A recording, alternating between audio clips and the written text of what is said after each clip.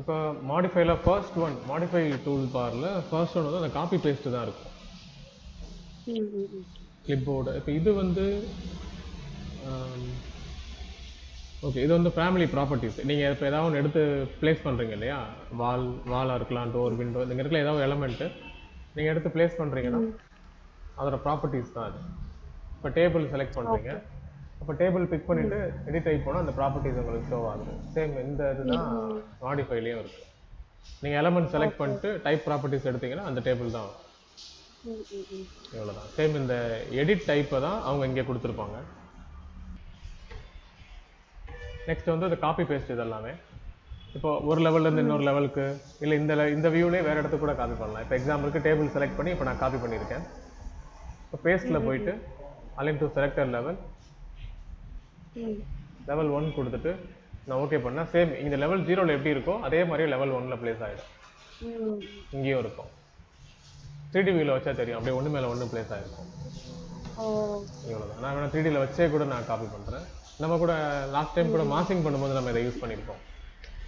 Copy to clipboard. இது வந்து இந்த மாதிரி காம்பனண்ட்டுக்கு மட்டும் நீங்கள் ஒரு ஃப்ளோர் பிளான் வரைஞ்சிட்டு அதையே கூட அப்படி மேலே ரிப்பீட் பண்ணிடலாம்.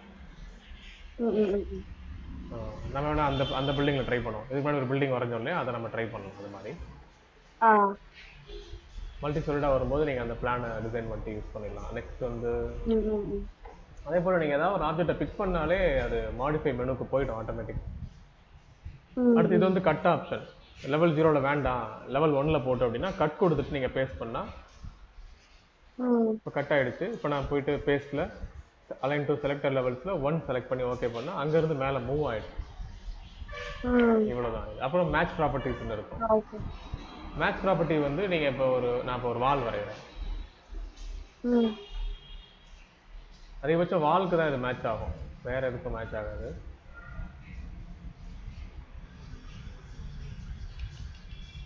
திரும்ப இன்னொரு வால், அது வந்து வேற டைப்ல வரைகிறேன்.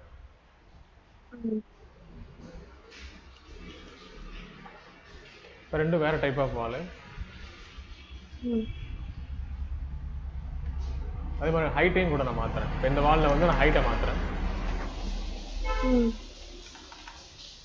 4 மீட்டருக்கு சேஞ்ச் பண்ணிட்டேன். ஓகே. இப்போ இந்த வால் வந்து இதோட ப்ராப்பர்ட்டிக்கு ஈக்குவல் ஆகணும். சேம் 1 2 இந்த ப்ராப்பர்ட்டி இதில் மேட்ச் ஆகணும். அப்போது நம்ம என்ன பண்ணலாம், அதுக்கு அந்த மாடிஃபைல போயிட்டு அந்த மேட்ச் ப்ராப்பர்ட்டி கமெண்ட் ஒன்று இந்த ஐக்கான் செலக்ட் பண்ணலாம், இல்லை கீபோர்டில் MA மேட்சுக்கு இவ்வளோதான். ஆர் இந்த ஐக்கான் பிக் பண்ணிவிட்டு ஃபஸ்ட்டு எது சோர்ஸ் ஆப்ஜெக்ட், எது பேரண்ட் ஆப்ஜெக்டோ அதை ஃபஸ்ட்டு செலக்ட் பண்ணிடணும். அதுக்கப்புறம் எது சேஞ்ச் ஆகணுமோ அதை போய் செலக்ட் பண்ணோம்னா அந்த ப்ராப்பர்ட்டிக்கு இது மாறிடும். அப்படியே திக்னஸ், ஹைட்டு, டைப் 3மே மாறிடும். அதே போல் இதுக்கு சேஞ்ச் ஆகணும் அப்படின்னா அகைன் எஸ்கேப் பண்ணிட்டு திரும்பவும் மேட்ச் ப்ராப்பர்ட்டி, பேரண்ட் ஆப்ஜெக்ட், தென் இந்த வாலை கிளிக் பண்ணால் அங்கே சேஞ்ச் ஆகும். இப்படி மாறிடும். இவ்வளோதான். அடுத்தது நாச் வந்து ஸ்ட்ரக்சரலில் யூஸ் ஆகும். ஸோ அதில் ஒரு டெமோ வரும். ஸ்ட்ரக்சரல் பீம் நம்ம கனெக்ட் பண்ணும்போது அந்த இன்சைடில் போயிட்டு செட் ஆகிறதுக்கு அந்த நாச் கொடுப்போம். ஸோ நமக்கு இதில் ஆர்கிடெக்சரில் அது யூஸ் ஆகாது. அடுத்து கட் ஜியாமெட்ரி, ஜாயிண்ட் ஜியாமெட்ரி நம்ம ஆல்ரெடி பார்த்துருக்கோம். அந்த ஒரு கேவிட்டி மாதிரி கட் பண்ணணும், இப்போ வாலில் வந்து சப்ட்ராக்ட் பண்ணணும் அப்படின்னா அதை நம்ம யூஸ் பண்ணலாம். அந்த எக்ஸ்ட்ரூசன், வாய்ட் எக்ஸ்ட்ரூசன் ட்ரா பண்ணிவிட்டு அதை யூஸ் பண்ணலாம். அண்ட் அதே போல் ஜாயினும் பண்ணலாம். இப்போ நம்ம கூட மேசிங்கில் பார்த்தோம், 2-3 ஷேப்பை ஒன்றா கனெக்ட் பண்ணுறதுக்கு இந்த ஜாயிண்ட் ஜியாமெட்ரி யூஸ் ஆகும். இப்போ இதில் யூஸ் ஆகாது, இந்த மாதிரி ஆர்கிடெக்சரல் எலிமெண்ட்டில் அது ஒர்க் அவுட் ஆகாது.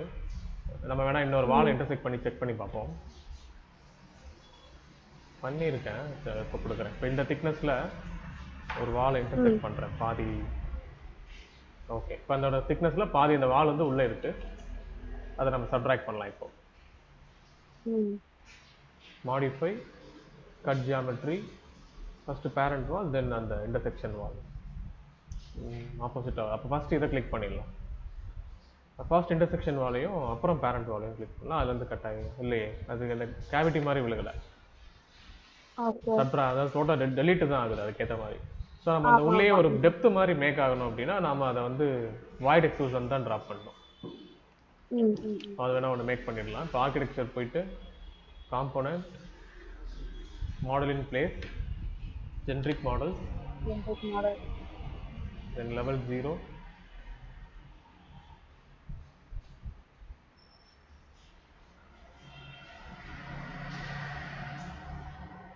void extrusion rectangle comment. So ஒரு பாதி டெப்த் உள்ள போயிருக்க மாதிரி வரைஞ்சிருக்கேன். இதை நீங்கள் அப்ளை.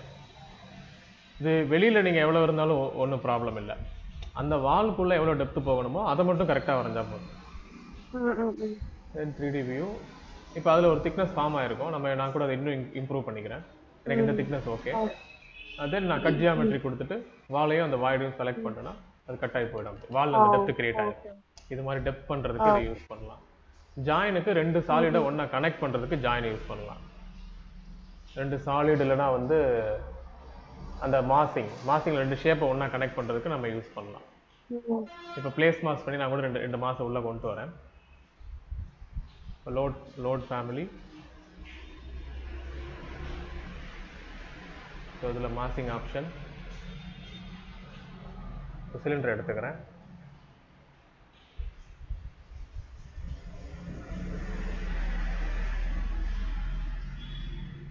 அகைன் வந்து லோட் ஃபேமிலி. இதில் வந்து ட்ரையாங்கிள் டோம் எடுத்துக்கிறேன். நான் இதை கூட ஜாயின் பண்ணி பார்ப்போம். ட்ரையாங்கிளே ஜாயின் பண்ணி பார்ப்போம். ஓகே, ரெண்டை இன்டர்செக்ட் பண்ணி இப்படி வச்சிடுறேன். ஒன்று செக் பண்ணிக்கலாம். டாப் வியூவில் வச்சு இன்டர்செக்ஷன் ஆயிருக்கான்னு செக் பண்ணிக்கணும். ஓகே, இன்டர்செக்ட் ஆயிருக்கு. இப்போ இந்த செக்ஷனை நீங்கள் ஒன்றா கனெக்ட் பண்ணலாம். ரெண்டையுமே ஒன்றா கனெக்ட் பண்ணுறதுக்கு இதை யூஸ் பண்ணலாம். Modify join geometry. இந்த ரெண்டு வாய்டையும் செலக்ட் பண்ணீங்கன்னா ஒன்றா கனெக்ட் ஆகிடும். அப்போ அப்படி என்ன ஆகும், இந்த பில்டிங்ல இருந்தே உள்ளே போகிற மாதிரி வழி இருக்கும். அதில் கரெக்டாக அதில் சப்ட்ராக்ஷன் இவ்வளோதான். இது மாதிரி யூஸ் பண்ணலாம்.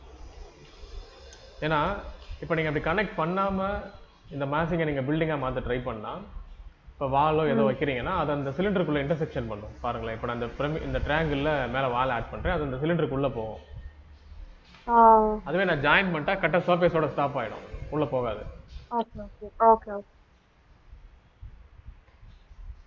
இப்போ நான் வால் பிளேஸ் பண்ணா இதோட ஸ்டாப் ஆயிடும். இது மாதிரி இருக்கும். இதுக்கு தான் நம்ம அந்த ஜாயினை யூஸ் பண்றோம். ரெண்டு ஜியாமெட்ரி இப்படி தான் சேர்த்துட்டு தான் நம்ம ஃபார்ம் பண்ணணும்.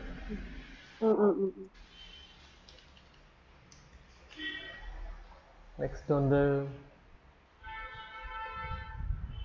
Join roof. Join and அன்ஜாயின் roof வந்து அந்த போர்டிகோ மேக் பண்றதுக்கு, ஸ்லோப் ரூஃப்ல இந்த டார்மர் விண்டோ மேக் பண்றதுக்கு யூஸ் ஆகும். இது ஞாபகம் இருக்கா? நம்ம அந்த பார்த்தோம். நாம திரும்ப வேணா அப்ளை பண்ணி செக் பண்ணலாம். இந்த லைன்ல இருங்க. இப்போ அதை அப்ளை பண்றதுக்கு நம்ம அந்த ரூஃப் டிரா பண்ணணும்.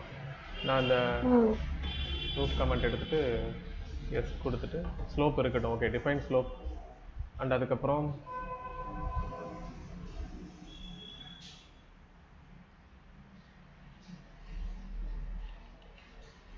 அப்ளை. அகைன் அந்த போர்டிகோவுக்காக திரும்பவும் நான் ரூஃப் வரையணும். இப்போதைக்கு நான் பில்டிங் இல்லாமல் ரூஃப் மட்டும் வரைஞ்சிக்கிறேன். லெவல் 1ல் தான் அந்த ரூஃப் தெரியும். ஸோ நான் லெவல் 1 வியூ வச்சுட்டு இப்போ ட்ரா பண்ணுறேன். ஃப்ரண்ட்டில் வந்து ஒரு போர்டிகோ. தென் நீங்கள் அப்ளை. இப்போ நான் ரெண்டையும் வந்து இன்டர்செக்ட் பண்ணி வரைஞ்சிட்டேன். இப்போதைக்கு திக்னஸ் நம்ம ரெடியூஸ் பண்ணிக்கலாம். Edit type. இதுலேயே பேசிக் ரூஃப்னு இருக்கும், அதை கூட செக் பண்ணி பார்ப்போம். இது போதும், 125 mm போதும். சரி, இப்போ நான் ரெண்டையுமே வந்து இன்டர்செக்ட் பண்ணி வரைஞ்சிட்டேன். இப்போ நான் ஒரு சைடு வந்து ஸ்லோப்பை ரிமூவ் பண்ணிக்கிறேன். இதை செலக்ட் பண்ணிட்டு edit food print.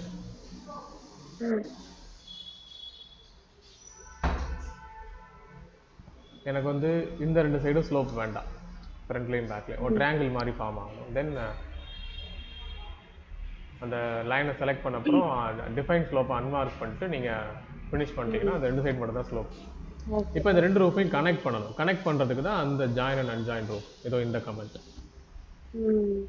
Join and join select பண்ணிவிட்டு ஃபர்ஸ்ட் இந்த மெயின் ரூஃபோட சர்ஃபேஸ் செலக்ட் பண்ணணும். சர்ஃபேஸ் பிக் பண்ணிட்டு அதுக்கப்புறம் இந்த போர்டிகோ ரூஃபோட எட்ஜ் கனெக்ட் ஆகலை, திரும்பவும் கொடுக்குறேன்.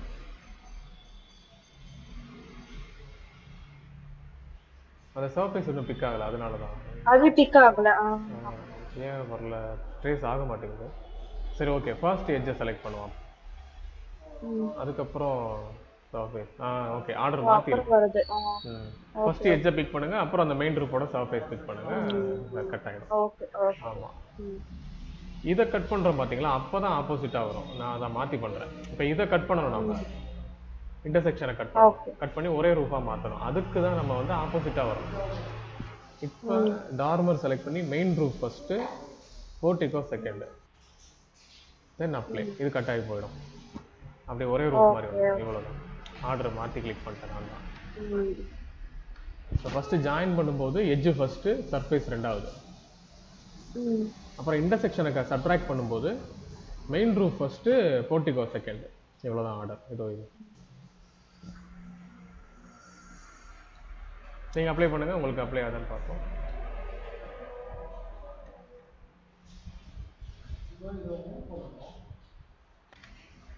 ஓகே, உங்களுக்கு அப்ளை ஆகுதா? அப்ளை பண்ணுங்கள், நீங்கள் ஜாயின் பண்ணுங்கள்.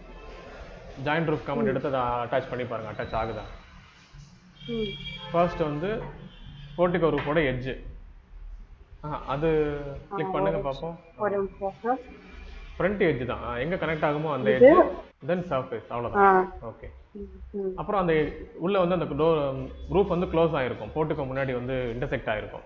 அதை நம்ம எடுக்கிறதுக்கு, ரிமூவ் பண்ணுறதுக்கு ஆர்கிடெக்சரில் டார்மர் ஓப்பனிங், அவ்வளோதான். ஓகே, அப்ளை பண்ணிட்டு இப்போ வந்து மெயின் ரூஃப் ஃபர்ஸ்ட், இப்போ வந்து மெயின் ரூஃப், அதுக்கு அப்புறமா இது, தென் மேலே ஃபினிஷ் கமெண்ட், அந்த கிரீன் டிக், இவ்வளோதான். ஓகே ஓகே, சரி. நெக்ஸ்ட் வந்து அடுத்த மாடிஃபை டூல் ஸ்ப்ளிட் சர்ஃபேஸ். இது நீங்க கலர் செப்பரேட்டா பண்றதுக்கு ஸ்ப்ளிட் சர்ஃபேஸ் பண்ணோம். ஆமா ஆமா ஆமா. சோ இதுல வந்து இந்த வால்ல நான் அப்ளை பண்றேன். இப்போ ஸ்ப்ளிட் ஃபேஸ் கொடுத்துட்டு எந்த சர்ஃபேஸோ அங்க போய் ஒரு பிக் பண்ணிக்கணும். தென் என்ன மாதிரி ஷேப்ல கட் பண்ணணும். இப்போ ரெக்டாங்கிள், சர்க்கிள் நீங்க செலக்ட் பண்ணி அப்படி ஃபினிஷ் பண்ணிட்டீங்கன்னா அது ஸ்ப்ளிட் ஆயிடும். இப்போ ஸ்ப்ளிட் ஆயிருக்கு, நான் கலர் பண்ணேன்னா அங்க மட்டும் மாத்தி கலர் ஆகும். கலர் பண்றதுக்கு பிடி கீபோர்ட்ல. இப்போ இதுல இந்த கான்கிரீட்னு இருக்கு, இதை நான் எடுத்து அங்க பிக் பண்றேன், அதுல மட்டும் கலர் ஆயிடும். இவ்வளவு. அடுத்தது ஜாயின் காலம் பீம். இது ஸ்ட்ரக்சரல் எலிமெண்ட்டுக்கு தான். இந்த மாதிரி ஐ பீம் கனெக்ட் பண்றது எப்படின்றதுக்கு தான். இது நமக்கு இதுல யூஸ் ஆகாது. அடுத்து மெட்டீரியல். இது இப்போ பெயிண்ட் நம்ம பெயிண்ட் அப்ளை பண்றதுக்கு பிடின்னு கொடுக்குறோம், ஆர் இங்க ஐகானும் செலக்ட் பண்ணிக்கலாம். இந்த மெனுக்குள்ள போயிட்டு இந்த ஆரோக்குள்ள போய் பெயிண்ட்னு கமெண்ட் கொடுத்தோம்னா அந்த டேப் திரும்ப வரும். மெட்டீரியல் மாத்தனா மாத்திக்கலாம், ஆர் கீபோர்ட்ல பிடி. இப்போ கலரை ரிமூவ் பண்றதுக்கு இதுல போயிட்டு ரிமூவ் பெயிண்ட் கொடுத்து இப்போ பிக் பண்ணா அது கலர் போயிடும். திரும்ப டிஃபால்ட்டா எப்படி இருந்துச்சோ அதே போலவே வந்துடும். இது மாதிரியும் நீங்க மாத்திக்கலாம். அடுத்து இது வந்து வால் ஜாயிண்ட்ஸ். வால் ஜாயிண்ட் எப்படி இருக்கணும், இது வந்து இதுல 3Dல தெரியாது அவ்வளவா. வால் ஜாயிண்ட் வந்து இதோ இப்ப நான் டிரா பண்றேன் ஒரு டைப் எடுத்து. அதுவே கனெக்ட் ஆயிருது எட்ஜ்ல. ஆமா. இப்போ இதோட ஜாயிண்ட் டைப் பாருங்க, ஸ்ட்ரைட்டா இருக்கும். ஓகே. இது பெர்பெண்டிகுலர் ஜாயிண்ட். இது இந்த ஜாயிண்ட் வந்து நம்ம கிராஸா டயகனலா காட்டணும் அப்படின்னா அதுக்கு இது யூஸ் ஆகும். இதை செலக்ட் பண்ணிட்டு ரெண்டு வாலையும் நான் பிக் பண்ணி இந்த வாலோட ஜங்ஷனை பிக் பண்ணி மிட்டர் அப்படின்னு கொடுத்தேன்னா இந்த மாதிரி கனெக்ட் ஆகும். வால் ஜாயிண்ட் எப்படி வரணுமோ அதை நீங்க காட்டுறதுக்கு இதை யூஸ் பண்ணணும். 2Dல டீடைல் பண்றப்ப இதை போட்டு ஸோ எப்படி கனெக்ட் ஆயிருக்கணும், டயகனலா கனெக்ட் ஆயிருக்கணுமா ஸ்ட்ரைட்டா இருக்கணுமா, அவ்வளவுதான். இப்போ ஸ்கொயர் ஆஃபும் அதே ஒன்று தான், ரெண்டும் சேம் தான். ஸ்கொயர் ஆஃப் மட்டும் மிட்டர் மட்டும் அந்த டயகனலா வந்துடும். இது சேஞ்ச் பண்றதுக்கு. அடுத்து டெமாலிஷன் ஒன்று இருக்கும். டெமாலிஷ் வந்து அதான் எக்ஸிஸ்டிங் பில்டிங் இருக்கு, அதில் நீங்கள் ரெனோவேட் பண்ண போறீங்க, அந்த வாலை டெமாலிஷ் பண்ணணும் அப்படின்றத மென்ஷன் பண்றதுக்கு இதை நீங்கள் யூஸ் பண்ணி அந்த வாலை கிளிக் பண்ணா அந்த வாலோட அப்பியரன்ஸ் வந்து சேஞ்ச் ஆகிடும். ஸோ இந்த மாதிரி இருந்துச்சுன்னா அவங்க அதை ஐடென்டிஃபை பண்ணிப்பாங்க. இந்த வால் வந்து அங்கே எக்ஸிஸ்டிங் வால் இருக்கு, அதை நம்ம வந்து டெமாலிஷ் பண்ணணும் அப்படின்னு அவங்க மெயின் எடுத்துப்பாங்க. நம்ம ஒர்க்கிங்க்கு கொடுக்கும்போது, ஃபீல்டுக்கு கொடுக்கும்போது இந்த மாதிரி இந்த வால் இருந்துச்சுன்னா அவங்க அதை புரிஞ்சுக்கல, அப்புறம் புரிஞ்சுக்குவாங்க. இவ்வளோதான். நெக்ஸ்ட் வந்து ஆக்டிவேட் டைமென்ஷன்.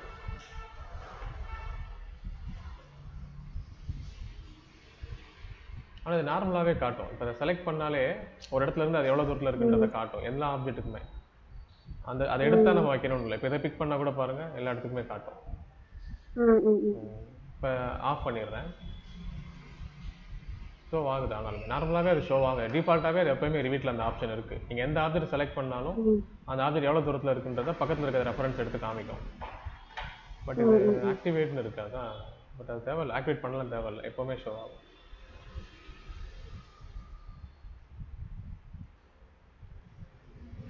அதுலேயும் சேஞ்ச் கிடைக்குதான்னு பார்ப்போம். இப்போ ஆக்டிவேட் பண்ணிவிட்டு நான் எடுக்கும்போது சேம் அதே போல தான் இருக்கும், ஒன்றும் வித்தியாசம் இல்லை.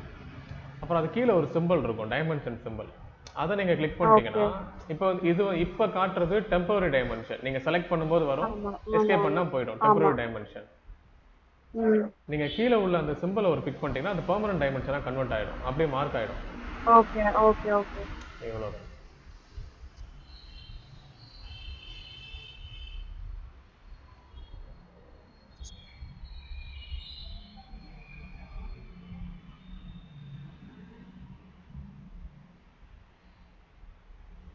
இல்லை அந்த பின் ஹைட் பண்ணுதான் அப்படிதான் சொல்றாங்க. இதுல அந்த டெமோவில் வந்து அந்த மாதிரி இருக்கு, அது புது டூலா இருக்கு. இப்போ நம்ம கர்டைன் வால்லாம் வரையும் போது அதுல வந்து அந்த ஏதாவது பின் பண்ண ஆப்ஜெக்ட் இருந்தால் அதை சாப்பிட்டு வந்து அந்த பின் ஐக்கான் காமிக்கும். இப்போ நம்ம ஃப்ளோர் பிளான்லாம் இம்போர்ட் பண்ணும்போது மேலே ஒரு பின் இருக்கும், அந்த இடத்த விட்டு மூவ் ஆகாதுன்றதை மென்ஷன் பண்றதுக்கு அதை வச்சிருப்பாங்க. இப்போ எனக்கு ஸ்டோர் ஃப்ரண்ட்ல வந்து ஃப்ரேமோட வரும், செக் பண்ணுவோம். 3D ஆப்ஜெக்ட் 3D வியூல அதில் ஃப்ரேம் இருக்கும், அதுலேயே இல்லை ஃப்ரேம் இல்லை.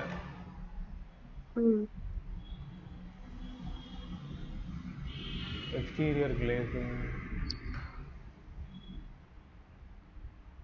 ஓகே, இதுலேயே இல்லை. சரி ஓகே, நான் முள்ளியான் பிளேஸ் பண்ணுறேன். ஆல் கிரிட் தென் இந்த பிளேஸ்.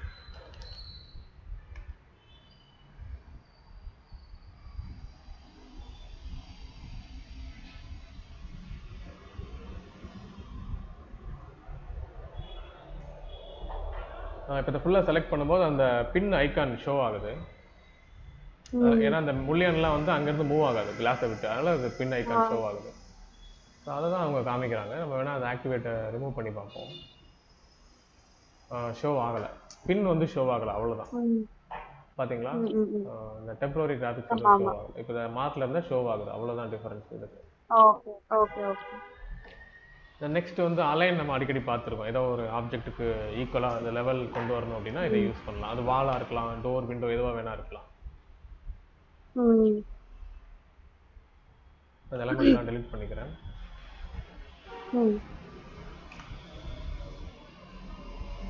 இப்போ வால் ஆப்ஷன் எடுத்துட்டு ஒரு ரெக்டாங்குலரா நார்மல் பிரிக் வாலே வரைகிறேன். இது நிறைய லேயர் இருக்கு, இது வேண்டாம்.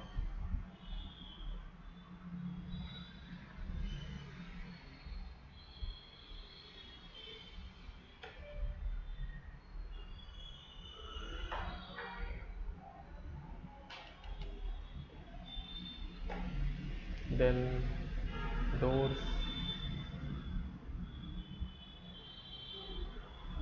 and windows.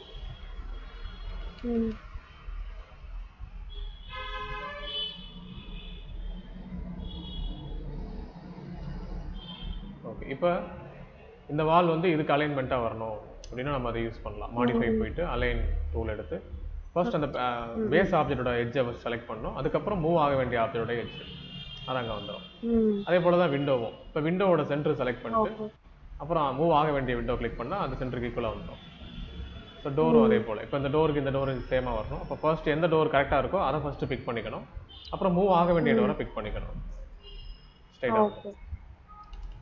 இது மாதிரி லெவல் பண்ணுறதுக்கு அலைன் யூஸ் பண்ணலாம். அப்புறம் ஆஃப்செட், ஒரு சம் டிஸ்டன்ஸில் இன்னொரு ஆப்ஜெக்ட் உங்களுக்கு பேரலாக ஒரு காப்பி பண்ணணும், வாலோ இல்லை லைனாக இருக்கலாம், ஏதோ ஒன்று ஒரு பேரல் காப்பி பண்ணணும்னா இது நீங்கள் யூஸ் பண்ணி காப்பி பண்ணிக்கலாம்.